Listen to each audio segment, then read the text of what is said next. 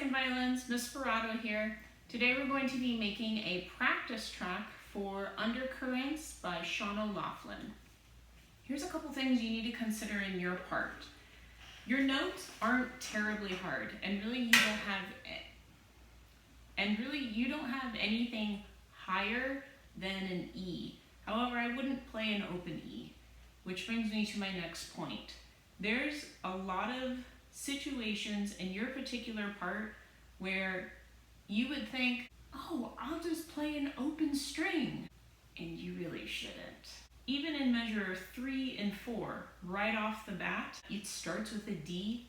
You're going to want to stay in a fourth finger, because if you're crossing strings for all these different things, you're actually making your life a lot harder than it needs to be.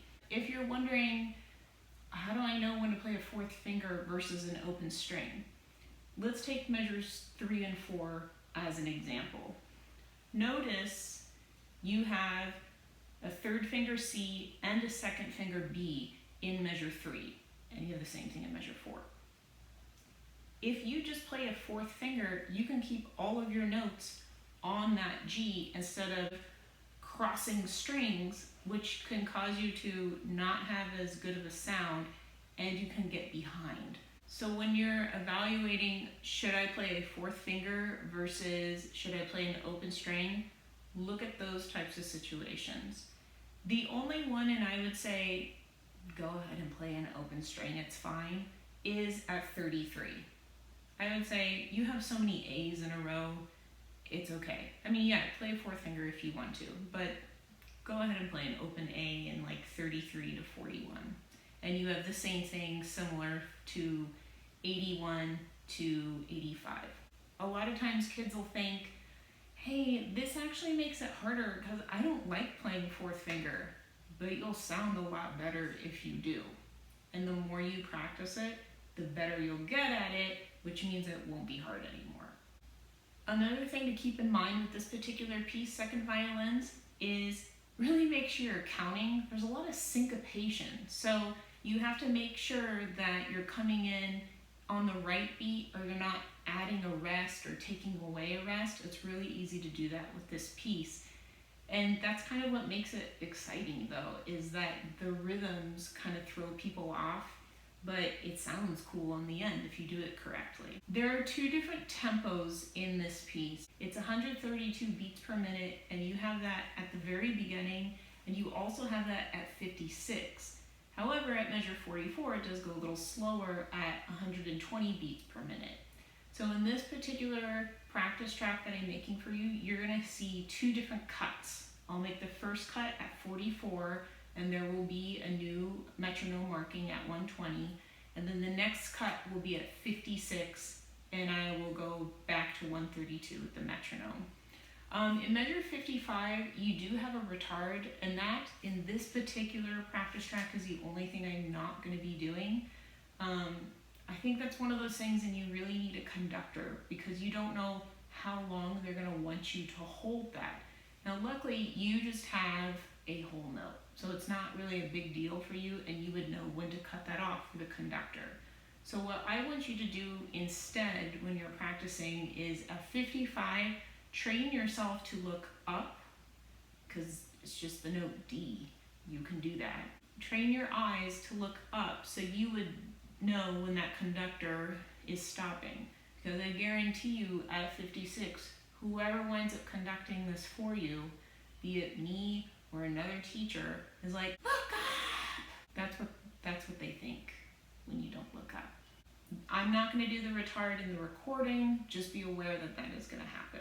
If you don't have a metronome at home, go onto Google, type in online metronome, a slidey bar will show up, adjust that to either 132 or 120, depending on what part you're practicing, and then you hit play. I hope this helps you, Second Violins. 1, 2, 3, 1.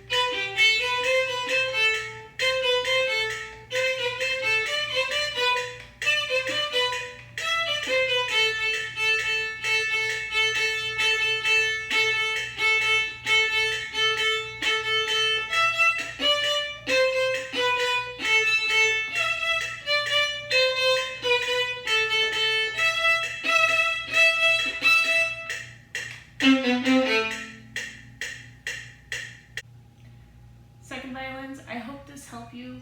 Please let me know if you have any questions about it. Thanks. Bye.